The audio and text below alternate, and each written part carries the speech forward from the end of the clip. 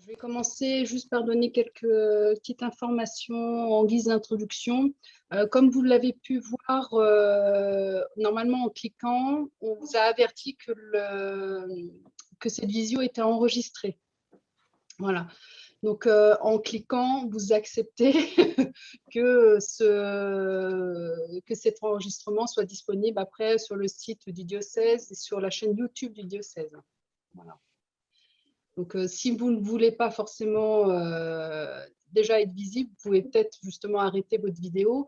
Mais voilà, c'était juste pour vous prévenir que ça sera, cette vidéo, comme elle est présentée là, sera disponible après sur la chaîne YouTube du diocèse et le site du diocèse. Le but, c'est de pouvoir faire participer au maximum les personnes qui n'ont pas pu être là, présentes ce soir. Donc ça, c'est une première information qui est quand même importante. La deuxième, c'est que je vous conseille quand même de prendre des notes. Même s'il va y avoir un support, je vous conseille de prendre des notes, même si vous ne participez pas à l'ensemble du Click and Catéchète, ce n'est pas grave. Et prendre ces notes, c'est notamment pour voir éventuellement ce qui vous a interpellé, ce qui a été éclairé ou ce qui a résisté, ou, enfin, voilà, tout ce que vous avez en fait retenu de cette rencontre. Et sincèrement, si on pouvait avoir un petit feedback, savoir ce que vous avez pensé de cette session, ça serait juste super. Voilà. Alors, écoutez, 33, on va commencer. Hein. Voilà. Tout d'abord, bienvenue dans ce premier Click and Catéchète. Tout d'abord, merci de votre présence. Donc, pour ce premier rendez-vous, donc Click and Catéchète, nous allons aborder un thème d'actualité.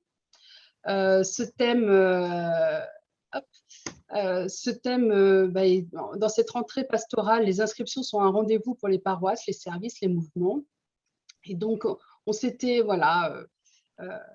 posé la question sur l'inscription est un point de passage. Comment l'organisons-nous? Est-ce que c'est un vrai accueil?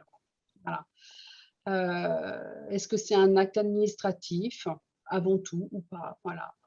Vous savez que tout se joue dès le premier contact, la manière de saluer, de se présenter, de regarder, de mettre à l'aise, de se présenter tout simplement. Alors, en parlant de se présenter, pour commencer, nous allons prendre un petit temps pour nous présenter à tour de rôle en 4 mots maximum. Il faut réfléchir avant de se présenter. Alors, je vais commencer par moi. Déjà, enfin, toute charité bien ordonnée commence par soi-même. Voilà. Pour vous donner l'exemple. Hein. Donc, je vous propose de dire votre prénom, votre paroisse. Ça permet de se situer les uns les autres géographiquement et votre mission. Alors, la mission peut-être auquel vous êtes dans ce Click and Catéchète, parce que je sais que beaucoup cumulent les casquettes ou les missions. Donc, voilà. Donc, en exemple, donc, Sally, je suis de Levée et je suis animatrice en pastorale. Donc, Sally Levée, animatrice en pastorale. Voilà. Sylvie. Des enfants, mais ça ne tient pas en 4 mots. Sylvie, Saint-Amand-Montrond, ça fait 2 mots. Animatrice en pastorale. Isabelle, animatrice aumônerie à Châteauroux. Amaury, Neuvy-Saint-Sépulcre, préparation des adultes aux différents sacrements. Pour commencer, on va regarder une petite vidéo pour se mettre en bouche, on va dire. Donc, pendant cette petite vidéo, je vous demande d'identifier quelle est la qualité de l'accueil et si la demande est bien comprise. Alors, petite vidéo, dessin animé. Comment sont accueillis Astérix et Obélix? Est-ce qu'ils sont vraiment accueillis? Non, pas du tout. Ils ne sont pas accueillis. Non, franchement. Non.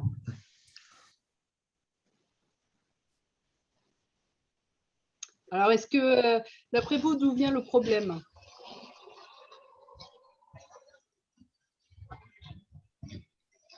L'écoute d'abord, au début de la vidéo.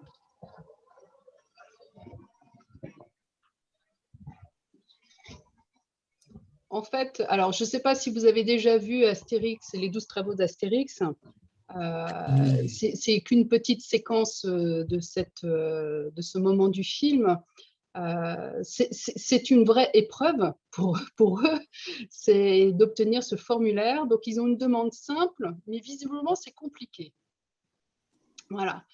Alors, je pense qu'on a tous en tête ou l'expérience d'une demande simple qui, ça n'a pas été forcément très évident à obtenir. Alors, je vous propose maintenant une autre petite vidéo. Alors, on est moins dans l'humour, dans la détente. C'est une vidéo qui est proposée par un organisme de formation sur l'accueil physique en entreprise.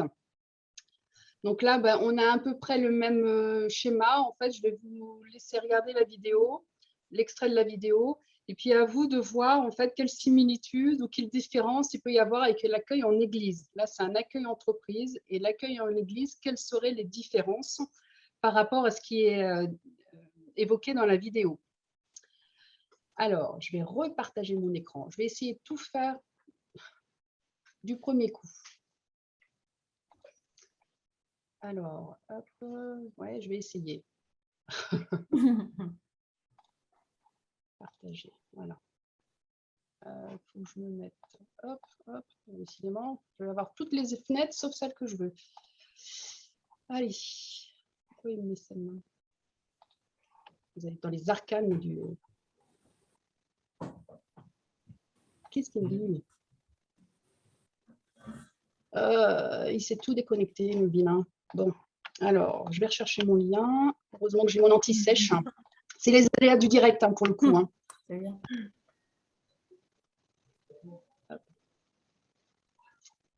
Voilà.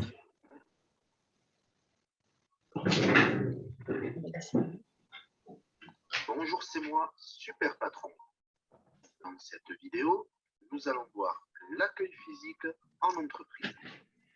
Les entreprises soignent l'accueil qu'elles réservent à leurs visiteurs, car la première impression est essentielle et donne l'image de marque de l'entreprise. La qualité de l'accueil est donc primordiale pour une entreprise. Dès les premières minutes, le visiteur ou l'usager se forge une image de l'organisation. La personne accueillie doit se sentir dans une situation confortable. L'accueil est un terme qui désigne deux choses.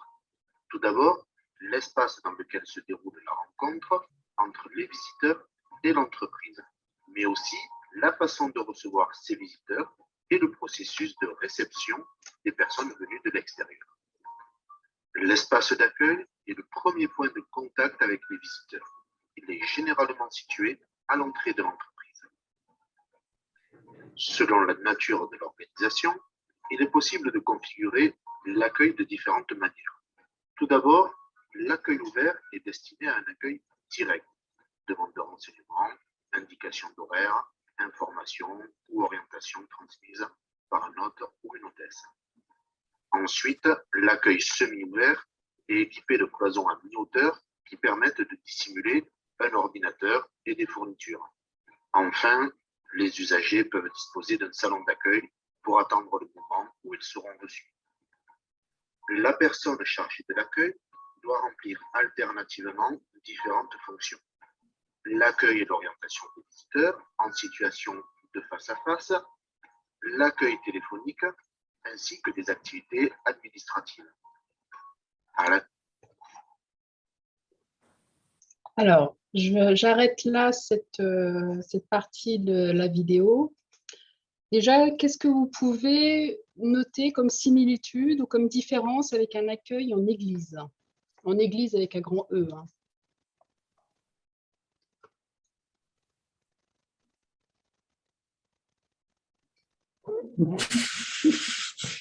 Je sais pas.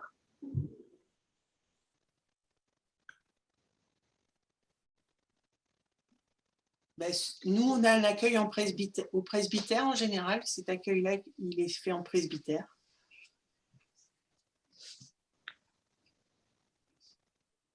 Vous avez bien noté qu'il y avait 2 fonctions à l'accueil.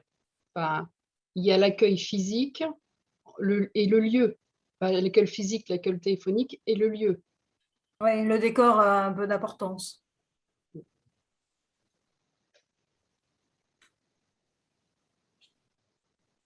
À Neuvy,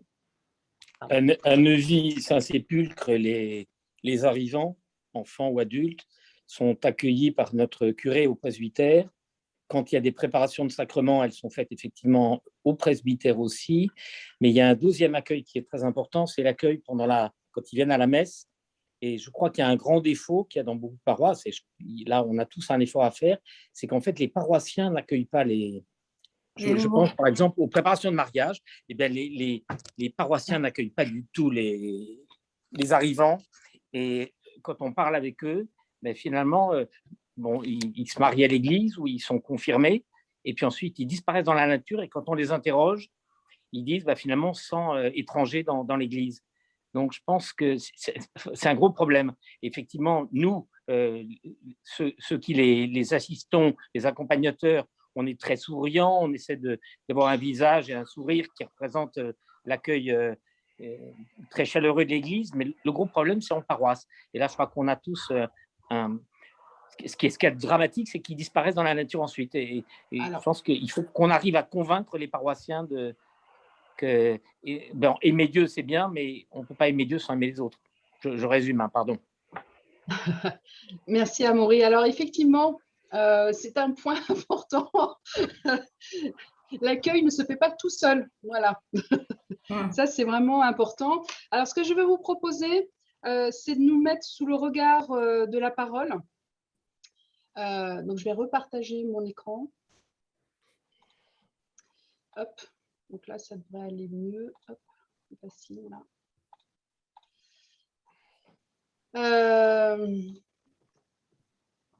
S'il veut. Ah. Ouais, alors, ça, c'était le programme. Je vous laisse découvrir ce premier verset.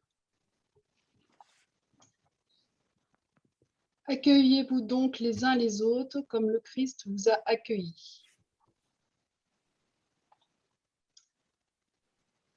Celui qui vous reçoit me reçoit, et celui qui me reçoit reçoit celui qui m'a envoyé. Qu'est-ce qui vous marque ou vous surprend dans ces 2 versets?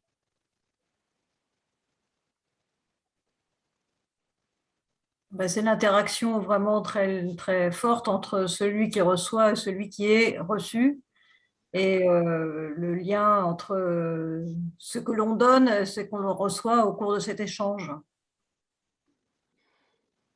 Je parlerai aussi d'un effet miroir. Je ne sais pas si on m'a entendu. Oui. Merci.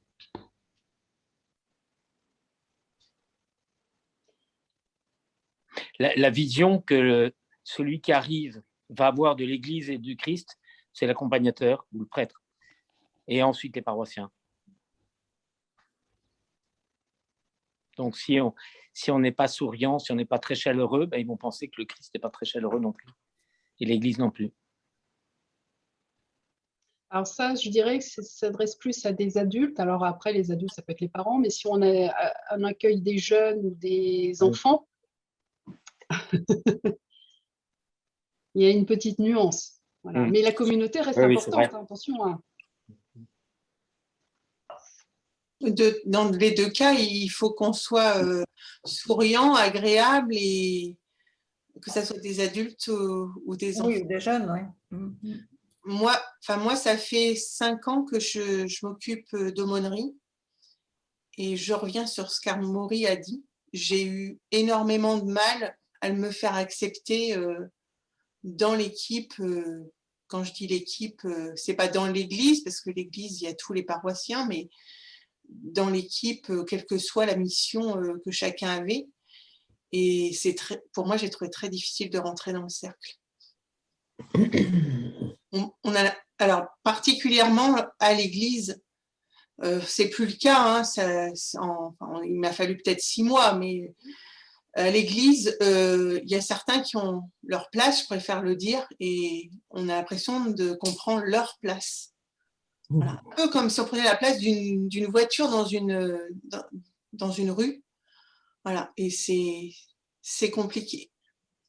C'est la réalité de certains lieux, de certains, voilà, certaines paroisses ou certains lieux, effectivement, ce qui n'est pas forcément le cas de d'autres. Mais même dans les lieux où il y a beaucoup de convivialité, on va dire, malgré tout, est-ce qu'on a vraiment ce regard d'accueil? Voilà, c'est vraiment à se poser la question. Alors, je vais juste... je vous ai mis cette phrase du CNOC. Alors, le CNOC, c'est texte national. Je vous montrerai après quand je serai en visio. Le texte national pour l'orientation de la catéchèse en France, qui, en fait, nous dit l'expérience chrétienne repose sur la découverte bouleversante d'états attendus, désirés, appelés, aimés gratuitement. C'est Dieu le premier qui vient nous chercher. Oui. Donc, est-ce que nous nous sentons effectivement dans les lieux, dans nos paroisses, est-ce que nous nous sentons attendus, désirés, appelés et aimés gratuitement? Je ne sais pas si c'est pour nous qu'il faut se poser la question, mais c'est pour ceux qui voudraient rentrer dans l'Église. Les parents qui veulent inscrire leurs enfants, etc. Est-ce qu'ils se sentent désirés, appelés, aimés? Bon.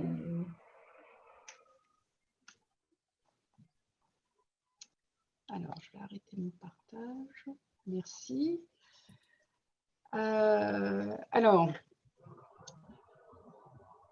sur la posture d'accueil, alors je vais vous faire, voilà, je vais vous partager des idées, on va dire une progression. Sur la posture, on va dire, de la personne qui accueille, l'accueil doit être inconditionnel à l'image de la posture du Christ. Si vous regardez le Christ dans les évangiles, comment il a accueilli son prochain, voilà, il a ouvert grand les bras. Et bien au-delà des clivages et des tensions, et il était choquant à l'époque. Il l'est certainement encore aujourd'hui, mais donc si on se met à l'image, à la posture du Christ, pour accueillir, c'est clairement pas un acte administratif dans un bureau, ou pas que un acte administratif dans un bureau. Alors l'inscription ou l'acte administratif reste quand même nécessaire sur les activités, j'en conviens, nous en convenons, mais profitez que ce temps soit vraiment un temps convivial. Voilà, et pas on a son ticket, on attend derrière un bureau à la queue leu-leu que chacun ait rempli le fichier. Entrer dans ce que les personnes accueillies veulent nous dire de leur propre cheminement de foi. Si on n'a pas l'accueil, l'écoute et le temps de se mettre à l'écoute, on passe à côté de grandes choses, de grandes beautés, de grandes grâces. Donc ça, on va dire, c'est sur la posture, quelques points sur la posture. Je tiens quand même à exprimer aussi que l'accueil est meilleur, excusez-moi, je bafouille, si vous êtes en équipe. Un chrétien n'est jamais un chrétien tout seul. Voilà. Donc, la famille représente un côté fraternel, un visage de l'Église. La communauté est le lieu où se vit notre foi. Donc là, c'est là où on rejoint Amaury. Et nous sommes responsables la communauté est responsable d'incorporer la personne dans le corps du Christ. Donc la présence des catéchistes à l'accueil pour faire corps, c'est aussi important. Catéchistes, accompagnateurs, animateurs, enfin voilà. catéchète, du coup. Ce temps d'accueil, c'est aussi un temps de la première annonce. Donc, aller au-delà de la simple inscription en présentant le thème pastoral, présenter les temps jeunes, les grandes dates, les pèlerinages, les temps diocésains. Voilà. Par l'acte de présentation, on insère déjà dans la communauté.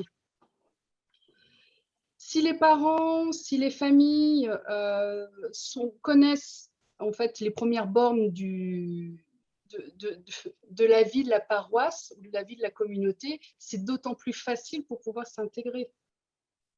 Si vous parlez d'une messe et une famille sans expliquer forcément ce qu'est une messe et famille, ils n'auront pas forcément envie de s'impliquer et d'y aller. Je donne un exemple, hein, voilà.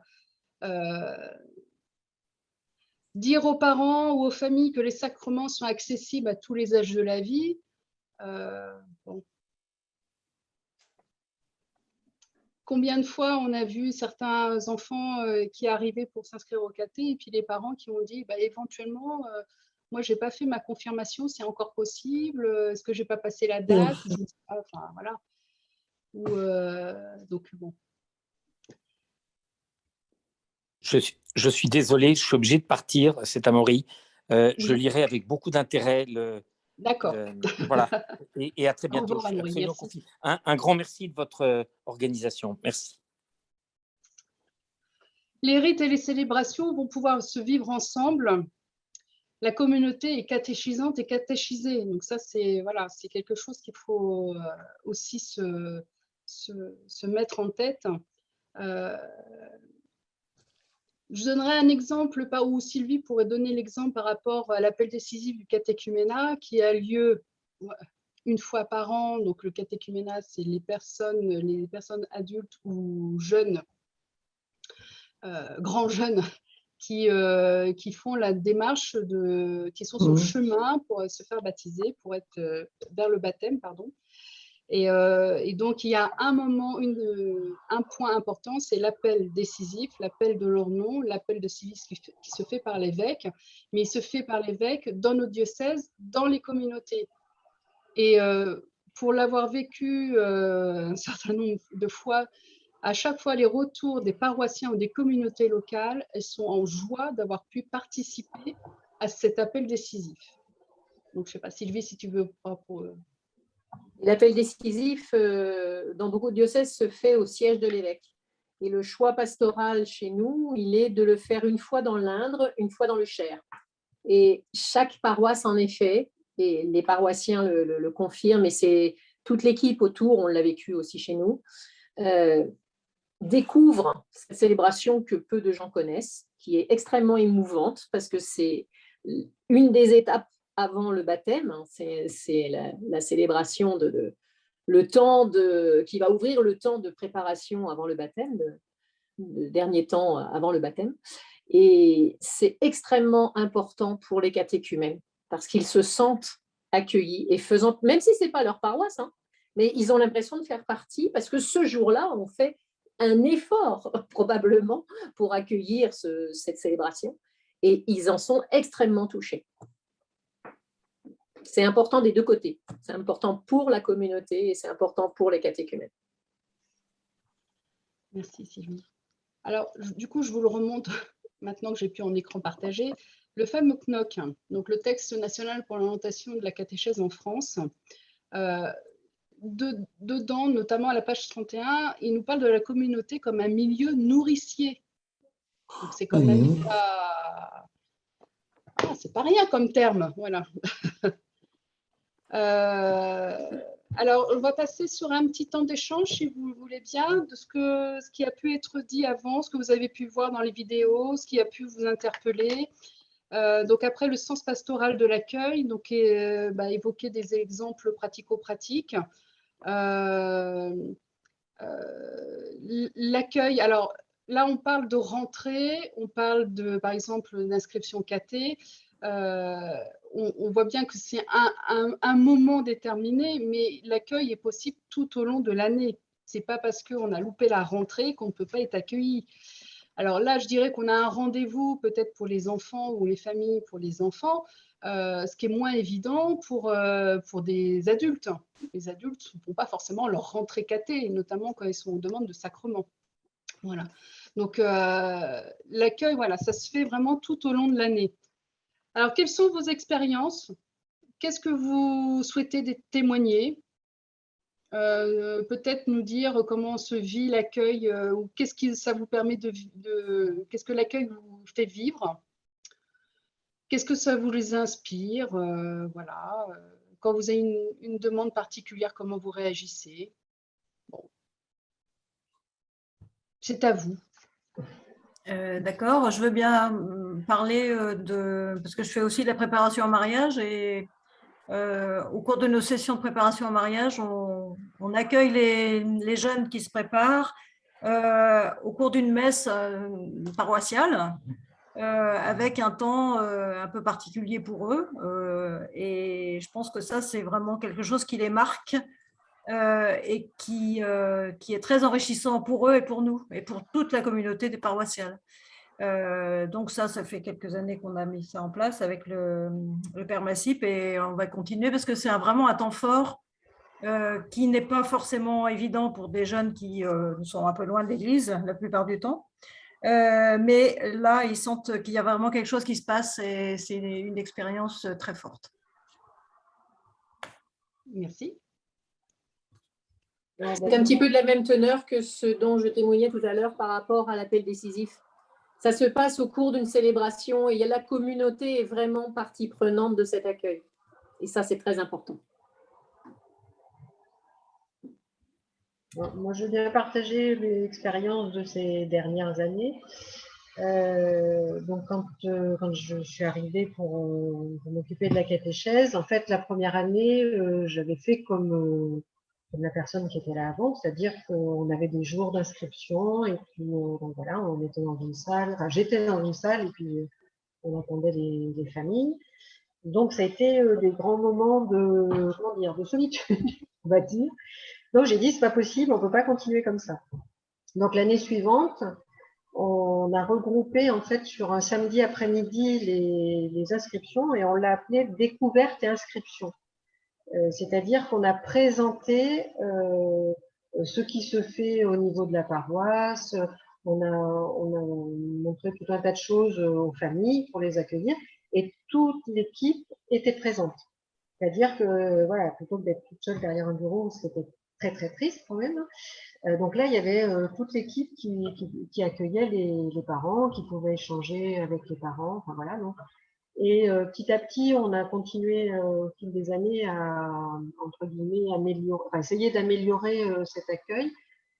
Cette année, donc, on a aussi une grande salle, donc ça nous a permis de faire un coin pour les enfants avec où ils pouvaient s'asseoir, on a mis des coussins, tout un tas de revues, donc c'était super parce que les enfants sont bien rentrés dans cette découverte. Ils pouvaient regarder tous les documents qu'on utilise, on pouvait échanger avec l'équipe des catéchistes. Et puis on a fait un coin prière aussi. Donc ils sont tous repartis avec une petite prière ou une image. Donc voilà. Donc les familles se sont intéressées à tout ce qu'on leur a présenté et ont beaucoup discuté avec les catéchistes. Donc on a senti quand même voilà, on est passé dans une phase d'accueil et d'échange. C'était pas simplement, voilà, vous venez pour l'inscription, mais il y a vraiment eu des échanges. Donc, on va continuer dans cette voie parce qu'on sent que ça se passe bien et les parents se sont sentis accueillis, nous ont remerciés de cet accueil. Et donc là, on sent qu'on est sur une bonne voie. Après, au niveau de on va dire, les nouvelles familles qui arrivent pour faire connaissance avec la communauté, le contact se fait au moment des messes, des fameuses messes des familles. Et là, on sent qu'il y a encore du boulot. Parce que c'est vrai que les communautés, alors je suis d'accord avec ce que disait, je ne sais plus si c'est Amaury ou Nathalie qui disait. Véronique, peut-être. Les gens, il y a des gens qui ont des fonctions dans chaque communauté, donc ils y tiennent. Alors, donc, il faut qu'on arrive à faire à faire un lien entre la communauté et les familles. Et ça, il y a encore du travail par rapport à ça, parce que c'est vrai que moi, j'essaye d'expliquer à l'occasion d'un conseil pastoral ou des choses comme ça, que toute la communauté est là pour accueillir ces familles, que si elles se sentent accueillies, elles auront envie de revenir. Elles ne viendront pas juste parce que c'est la messe des familles et que, voilà, il faut venir à la messe des familles, entre guillemets.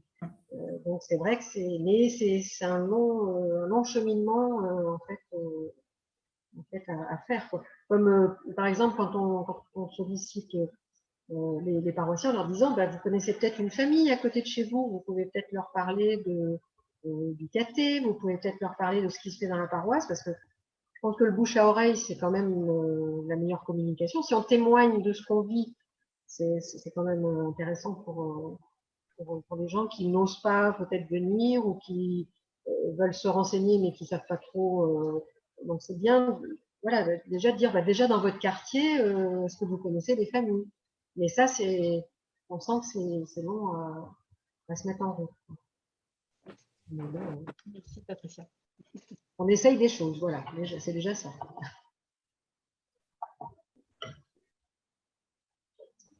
Alors, un autre partage. Alors moi, je voulais revenir sur l'accueil inconditionnel. Donc moi, je parle plutôt pour les jeunes parce que c'est un peu plus, enfin, j'accompagne plus particulièrement des jeunes. Je pense que c'est très important pour le jeune de se sentir accueilli, même si c'est en milieu d'année et n'importe quand dans l'année, même si ça ne rentre pas dans notre moule d'aumônerie où il faut une rentrée. Enfin, voilà, un jeune qui n'a jamais été catéchisé, mais qui a une demande parce qu'il a rencontré un copain qui va à l'aumônerie ou parce qu'il a assisté à un baptême dans sa famille et qui demande le baptême.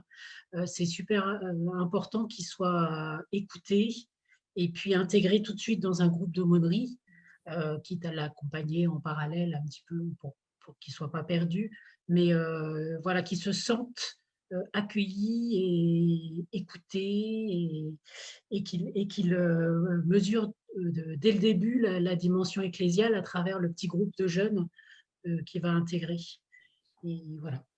Pour un jeune, c'est aussi important que pour un adulte ou un enfant, mais mon expérience des jeunes montre que à cet âge-là, c'est vraiment très, très important. Moi, c'est important aussi pour moi de les accueillir à tout moment. Et d'ailleurs, avec l'année qu'on a vécue, j'ai proposé aux prêtres de la paroisse, aux différents prêtres, de recontacter les jeunes qui auraient dû faire une première année de préparation à la confirmation et qui, avec tout ce qui s'est passé, voilà, ont peut-être pour certains pas suivi pour cette raison. Et donc, bon, pour l'instant, j'ai fait des invitations. S'il y a un ou deux jeunes, après j'en discuterai avec le prêtre, mais s'il y a un ou deux jeunes qui est chez nous en 4e, parce qu'on est décalé par rapport à vous, on verra avec le prêtre comment on fait pour lui préparer la confirmation. Est-ce que ça sera en 1 an? C'est lui qui décidera. Voilà. Mais je les réinvite, même si ils ont fait leur profession de foi il y a plus d'1 an. Merci.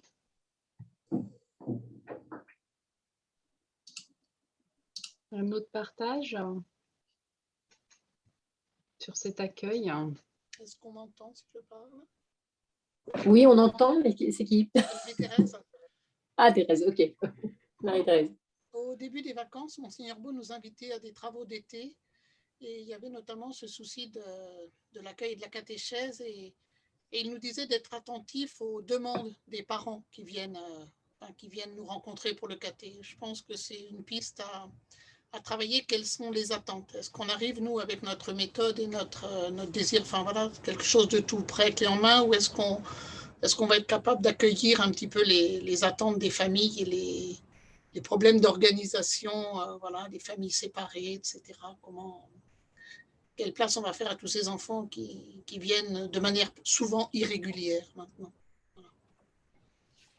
Et je voulais dire aussi ce qu'il faut faire attention, enfin moi je remets en cause souvent, c'est de parler le même langage que les parents, de prendre en compte leurs difficultés personnelles, voilà, les difficultés aussi peut-être de déplacement. Enfin, moi, je propose, quand c'est possible, du covoiturage.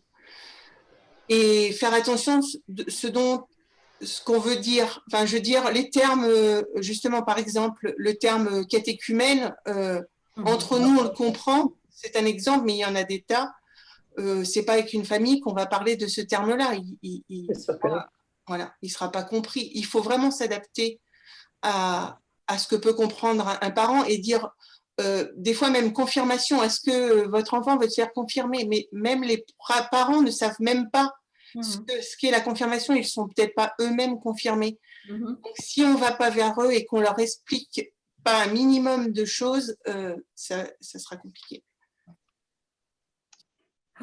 Comme toute organisation ou institution, nous avons notre jargon.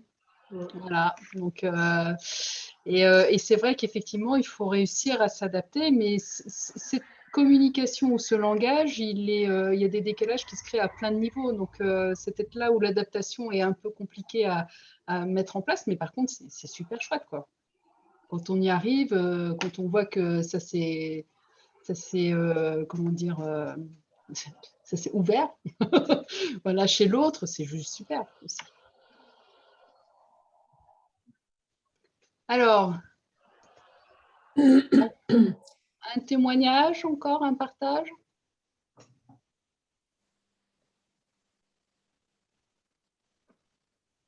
Une question, une interrogation, enfin, je sais pas, enfin, c'est pas, voilà, c'est votre espace là.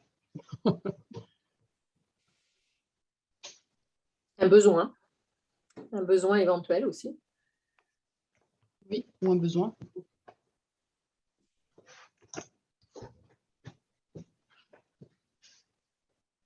Non? Ah, Sylviane. Non, c'est-à-dire que moi, je suis de la même paroisse que Véronique et je ressens qu'on n'est pas dans une communauté accueillante. Il m'a fallu 5 ans pour être accueilli. Et quand on arrive à la messe, vous avez tout le groupe des personnes qui se connaissent, qui parlent entre elles, tout ça, et qui ignorent complètement les personnes qu'elles ne connaissent pas. Donc, c'est dommage. Donc, ça fait un malaise quand même, alors que ce que vous dites, c'est merveilleux. C'est ce que je rêve, mais bon, je ne suis peut-être pas bien tombée comme paroisse, je ne sais pas. Alors, c'est juste pour vous, enfin, c'est pas dans ma paroisse actuelle, mais j'ai déjà eu dans mon ancienne paroisse, au moment du signe de la paix, donc au moment où c'était hors Covid, hein, la personne se tournait au moment où j'allais lui serrer la main. Voilà, oui, donc, oui. C'est mon quotidien. Voilà, ben voilà. Ça fait mal au cœur parce que ce que vous dites, c'est super, on voudrait vivre ça, mais moi, je ne le vis pas du tout. Pas du tout. C'est des petits clans qui s'entendent bien. Il faut continuer sur notre mission d'être, enfin, voilà, disciple missionnaire et ne pas, voilà, sur la communauté, c'est peut-être dur, mais il y a forcément des personnes qui vous tournez et qu'il ne faut surtout pas s'arrêter à ça. Moi, jamais je m'arrêterai à serrer la poigne, enfin, excusez-moi, sauf en temps de Covid, donc au moins faire un signe de la paix, mais voilà, à quelqu'un, même si elle me tourne le dos, tant pis. Ah oui. Alors, au niveau des enfants, l'accueil, ça se passe bien, ils sont mignons. Mes catéchumènes, j'ai une très bonne relation avec elles, donc là, c'est formidable. Avec Véronique, ben, on s'entend très bien parce qu'elle me prend une catéchumène en aumônerie, donc on se coordonne, donc il y a quand même des choses sympas. Hein, donc, bah oui, voilà. Il y a des choses sympas, j'avoue. Ne pas se laisser abattre face à l'adversité. Ne pas se laisser abattre.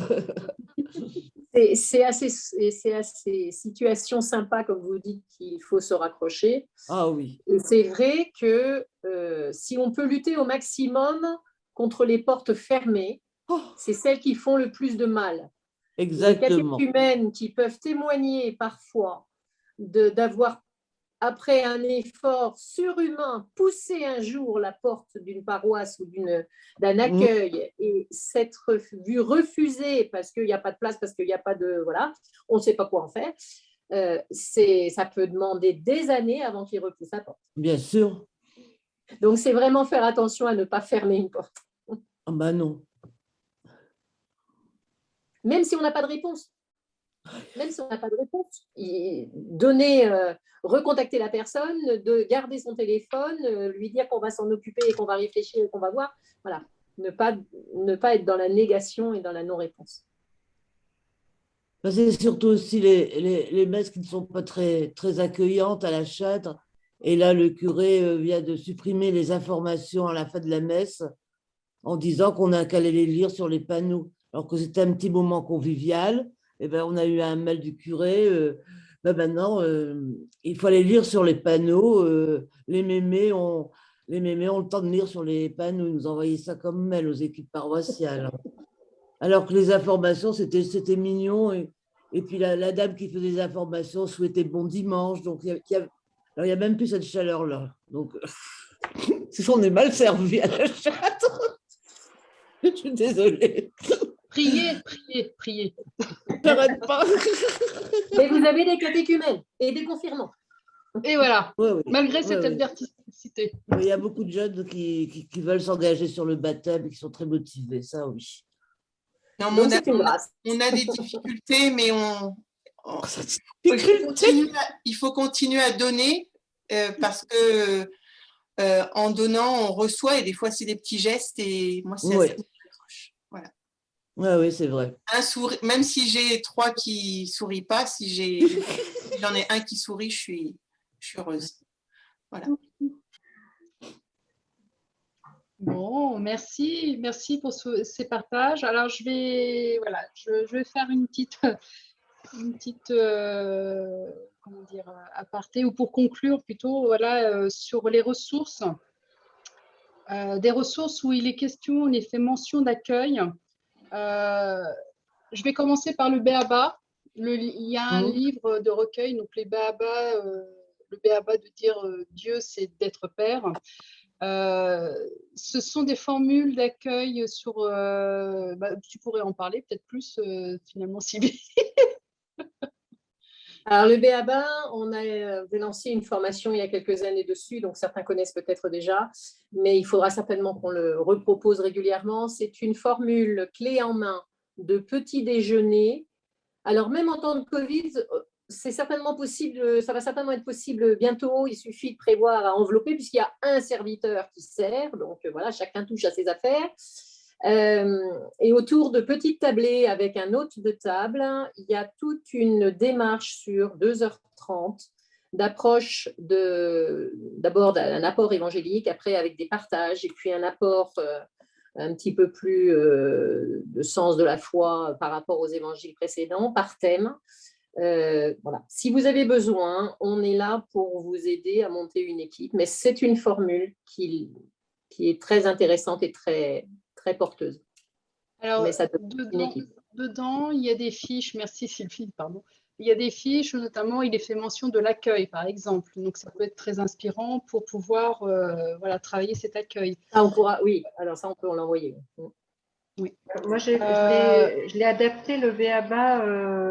Pour des jeunes d'aumônerie, pour que des 6e, 5e, 4-3 puissent vivre des temps ensemble. En fait, je m'en sers donc on fait un temps. Alors ça, ils adorent. Petit déjeuner en discutant, ça marche très très bien. L'année dernière, on n'avait pas pu en avoir, alors ils étaient tous déçus. Mais disons que ça peut s'adapter aussi à d'autres circonstances que de la première annonce, quoi. Donc ça fonctionne super bien.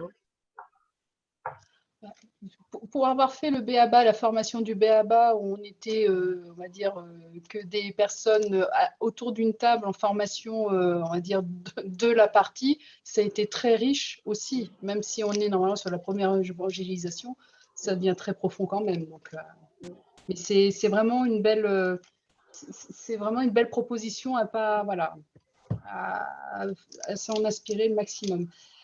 Autre proposition, donc vers le baptême des tout-petits, accompagner les familles vers le baptême des 0-6 ans. Dedans, il y a la première étape, la première rencontre qui est sur l'accueil, avec l'accueil des familles. C'est juste un trésor. Si vous avez la possibilité donc il est disponible à la bibliothèque diocésaine, si vous avez la possibilité de le consulter, il est juste super. Voilà. Donc, même si vous n'êtes pas à la préparation, enfin à l'accompagnement vers les baptêmes, voilà, la première rencontre sur l'accueil des familles, elle est vraiment super. Autre dossier, le thème de l'accueil. Donc ça, c'est du made in service diocésain. Voilà, donc dossier accueillir la demande d'une personne adulte. Dedans, voilà, il y a une grande réflexion sur accueillir la demande d'une personne, se réjouir, accueillir en frère, écouter, donner un contact. Enfin, voilà, il y a des petites clés, mais c'est très important. Voilà. La fiche dont parle Sally est disponible sur le site diocésain dans les ressources du service. SDCCEGA, dans les ressources, vous demandez accueillir la demande d'adulte. C'est la fiche accueil en paroisse. Accueil paroissial. On me dit dans l'oreillette qu'il est disponible dans toutes les paroisses. En plus. D'accord. Normalement. Après, je vais vous parler l'accueil est forcément dans les documents catéchétiques. Donc, que ça soit pour les enfants. Alors, je vous montre celui-là, le Promesse de Dieu, mais en fait, voilà, tous les documents enfants, il y a forcément, il est question de posture du catéchète et les questions d'accueillir un enfant. Et après, dans les séances en elles-mêmes, il est question d'accueil. Voilà. Je montre donc pour les jeunes, documents catéchétiques pour les jeunes, où aussi il y a voilà, la posture de l'accompagnateur, par exemple. Et le premier, c'est inviter à accueillir, quoi. Enfin, je veux dire, on est au début de la base. Alors, je ne sais pas si Isabelle, tu veux rajouter quelque chose. Non, mais tu as très bien dit. C'est vrai que ce document-là, toute la partie posture de l'accompagnateur, ça vaut le coup de prendre ça pour ceux qui accompagnent d'autres animateurs, de le lire avec eux, parce que c'est vraiment très bien fait. Voilà, alors après, je vous remontre le fameux CNOC, donc notre jargon, texte national de l'orientation de la catéchèse en France. Pour ceux ou celles qui se demanderaient comment nous préconisons des documents catéchétiques, il y a les 7 points d'appui sur lesquels on étudie les documents. Voilà, ils sont dedans. Donc, si un jour vous avez la curiosité de regarder ces 7 points d'appui, mais il est fait mention aussi de l'accueil dedans, et notamment de la communauté. Tout à l'heure, je vous ai dit un exemple. Et le nouveau document, on me dit qu'il n'y a plus que 2 minutes, donc le nouveau document qui est arrivé en novembre dernier, le directoire pour la catéchèse, le fameux DPC, autre jargon, je sais, mais voilà, qu'on ne cesse de déployer. Alors, l'accueil, en fait, vous n'allez pas trouver un chapitre spécial accueil parce que finalement, l'accueil est diffusé tout du long de ce livre. S'il n'y a pas d'accueil, voilà, ça va être difficile de faire de la catéchèse. Donc, la catéchèse s'adresse enfant, jeune adulte. Ce n'est pas que caté enfant. Voilà pour les documents. Et après, on rajoutera peut-être sur le papier des liens Internet ou voilà, de sites qui pourraient vous correspondre ou vous aider à aller plus loin. C'est la fin de notre Click and Catéchète. Merci beaucoup. Merci. Très contente. Et puis à la prochaine fois. Merci beaucoup. Merci. N'hésitez pas à nous faire des petits retours sur… voilà. D'accord. Prochaine date, prochain thème. Alors, prochaine date, prochain thème. Heureusement que j'ai mon anti-sèche à côté de moi. C'est le mardi 4 octobre. Donc, le thème, c'est Kérig et mystagogie des gros mots. Tiens, on en parlait de notre jargon, là. Ah, voilà. D'accord. En 1 heure. C'est challenge. D'accord. 5 octobre. Bon, ben, 5 bonne octobre. rentrée à tous. Hein. Allez, 5 bonne octobre, pardon, rentrée. excusez-moi. 5. Premier mardi du mois. Voilà. Voilà. Il y a D'accord. l'exception de novembre, mais sinon, c'est premier mardi du mois. Bonne rentrée à tous. Allez, Bonne au revoir. rentrée à Bonne tous, au rentrée, revoir. merci. Bye.